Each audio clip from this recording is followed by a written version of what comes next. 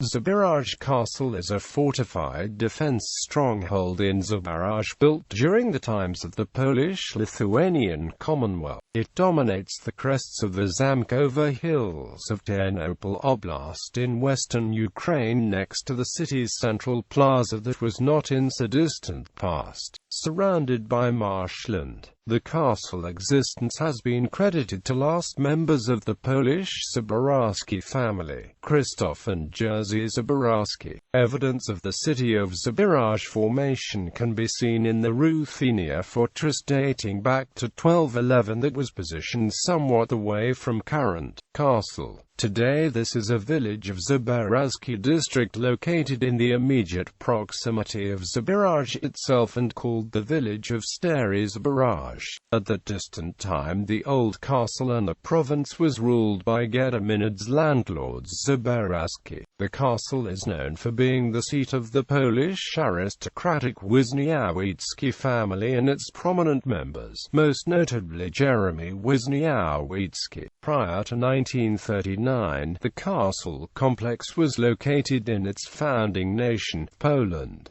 Early Zbarazh Castle. The Zbaraski landlords erected a primeval wooden fortress in the town which nowadays is called Stary Zbarazh, a quarter-mile away from their own mansion.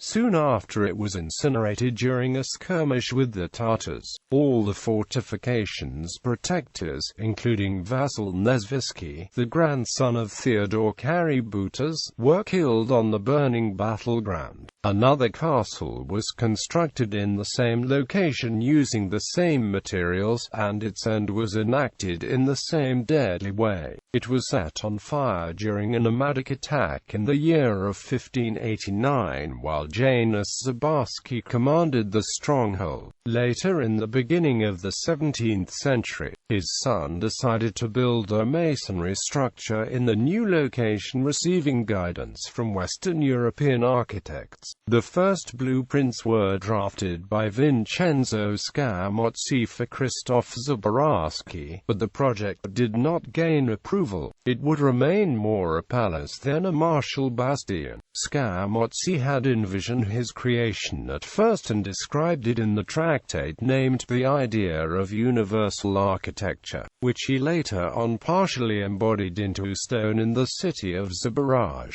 It appeared that this architect took Utopia of Thomas More too close to his heart. Therefore, the contender won a different project by Henryk van Peen, who was quite familiar with the landlords due to his previous work on Zbarazh's palace in Kraków. New Zbarazh Castle. An escarped bulwark emerged from the mounds of dirt up to 12 meters high, and a terrace for the castle troopers was laid out of 23 meters wide. A rectangular courtyard inside had been plotted. Behind the walls arched chambers were constructed that nowadays house specimens of arms and wooden sculptures of Pinsel students. An entrenchment around bulwark was very wide. In some parts it is as much as 40 meters. In the middle of the fortress, regarding rules of Palazzo in Fortezza, was developed a palace in the architectural style of Renaissance with early Baroque elements. First ruination of the new fortification was endeavored by Cossacks in 1648. Polish sources reported their amount as much as 100,000 strong, but it would rather be an exaggeration.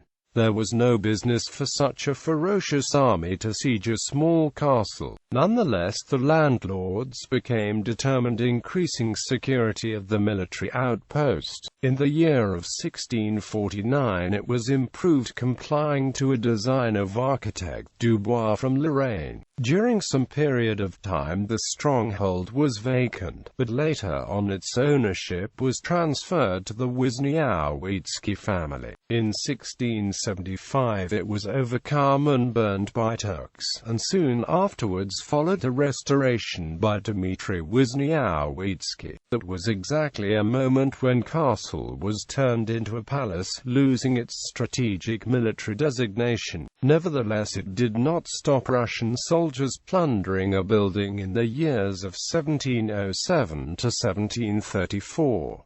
Dmitry Wisniewicz having died in 1862. The architectural complex became a property of the Potocki family. These were Joseph and later on Stanislav, mayor of Kiev. Zbarazh remained under the control of the Potocki family until the middle of the 19th century. The castle was taken by the Cossacks in 1649 and the Turks in 1675. The events of 1649 are dramatized by Henryk Sienkiewicz in his novel With Fire and Sword. Ivan Buin was heavily wounded under the castle's walls. Ivan Mazepa and Peter I are known to have visited it in 1707. Today's outlook. Having Ukrainian independence been announced, the castle was included into a registry of National Historical Architectural Heritage in the year of 1994.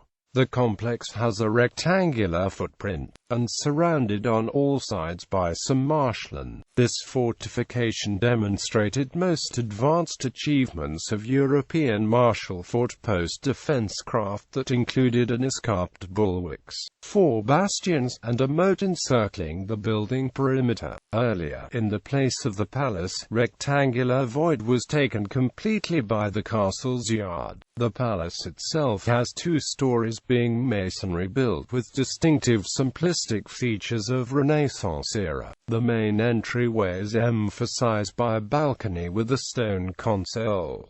The outer corners of the palace are decorated with a fieldstone. Facades were arisen in the Renaissance style as well. Gatehouse was aligned straight forward with the castle main entry. Pentagon bastions have been preserved partially. In every one of them there are tunnels connecting the castle yard and chambers.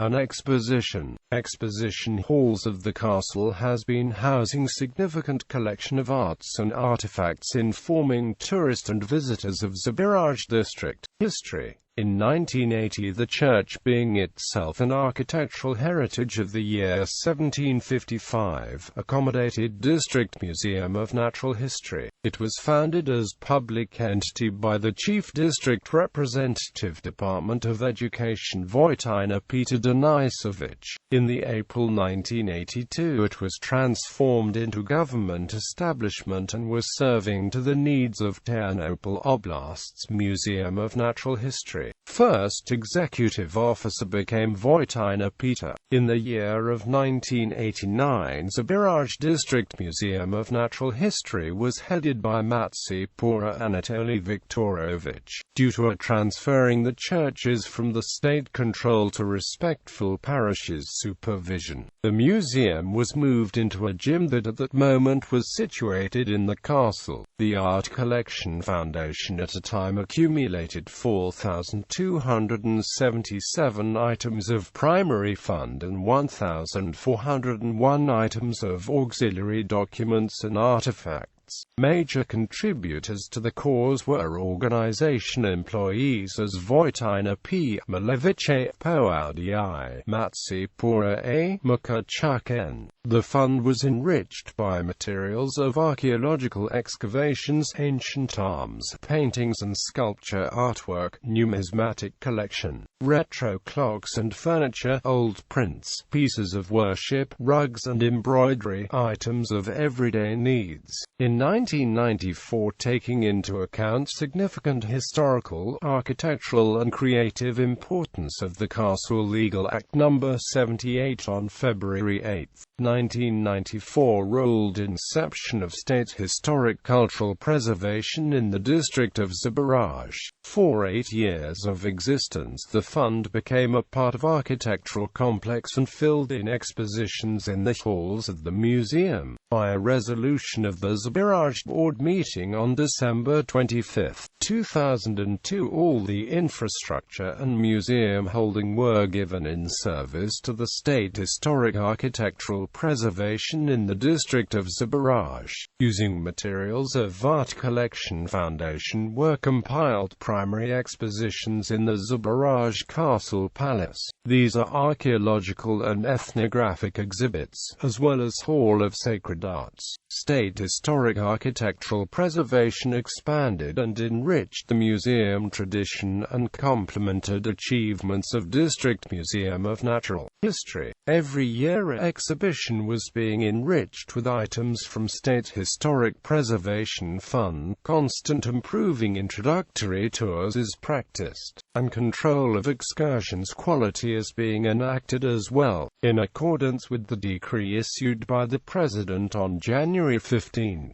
2005-35/2005. State preservation received a status of Zamki Ternopil National Preservation. Nowadays the 17th century Zbarazh Castle is a center of Zamki Ternopil preservation and a notable landmark of the district and the whole region. Today's museum collection consists of 50,000 items of exposition. All of them unveil a history of Zbarazh countryside in various epochs and development periods. Zbarazh Castle exposition consists of 8 distinctive exhibitions.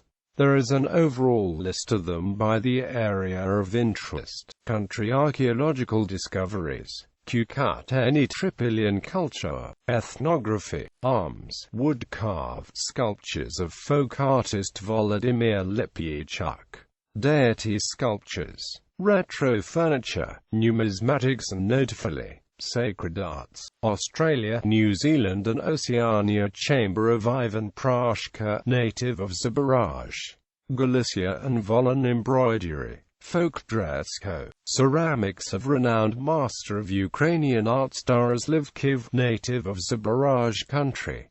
Hall of Cossacks fame, a torture chamber cellars, countryside crafts, Hall of current project exhibits.